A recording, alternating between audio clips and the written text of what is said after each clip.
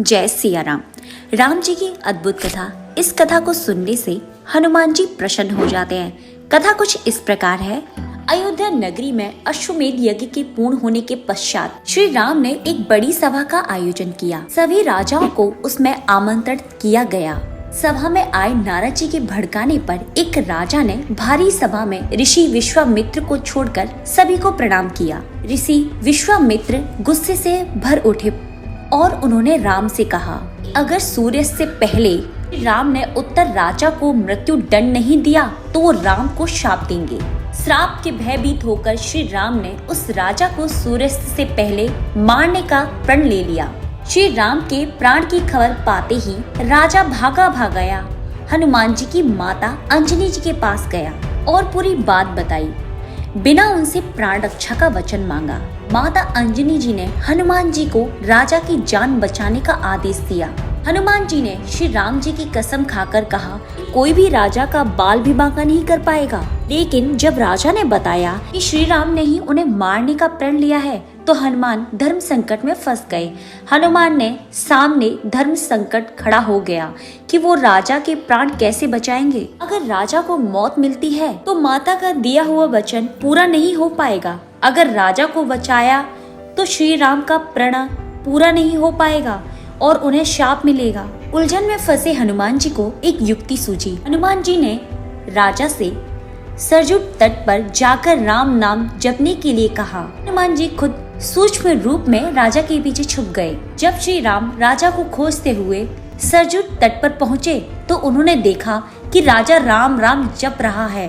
राम जी ने सोचा, अरे ये तो मेरा भक्त है, मैं कैसे इस पर बाढ़ चला सकता हूँ। श्री राम महल को लौट गए और विश्वामित्र से अपनी दुविधा कही।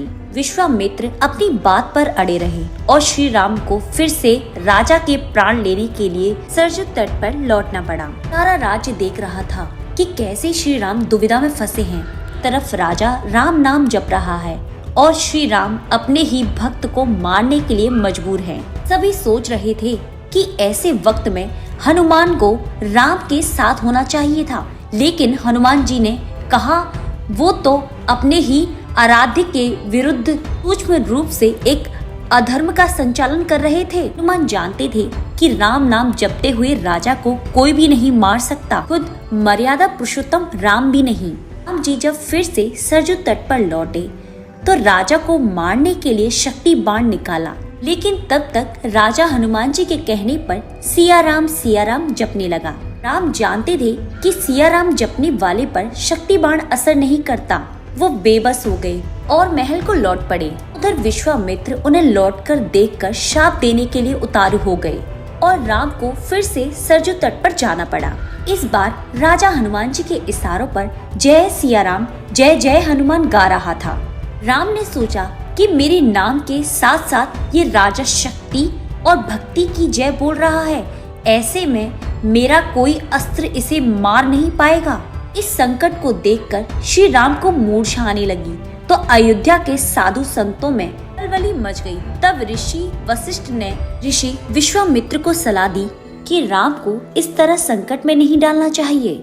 उन्होंने कहा कि राम चाहकर भी राम नाम जपने वाले को नहीं मार सकते, क्योंकि जो बल राम के नाम में है और खुद राम में नहीं है। संकट बढ़ता देखकर ऋषि विश्वामित्र ने राम को संभाला और अपने वचन से मुक्त कर दिया। मामला संभलता देखकर राजा के पीछे छिपे हनुमान वापस अपने रूप में आ गए और श्री राम को प्रणाम किया। तब श्री राम ने कहा कि हनुमान ने इस प्रसंग से साबित किया कि भक्त की शक्ति हमेशा आराध्य की ताकत से बनी है और सच्चा भक्त हमेशा भगवान से बड़ा ही रहेगा। इसीलिए आप सभी भी बोलिए जय श्री राम जय हनुमान। हमारी अगर हनुमान जी की कहानी अच्छी लगी हो तो वीडियो को लाइक और चैनल को सब्सक्राइब करना मत भूलना।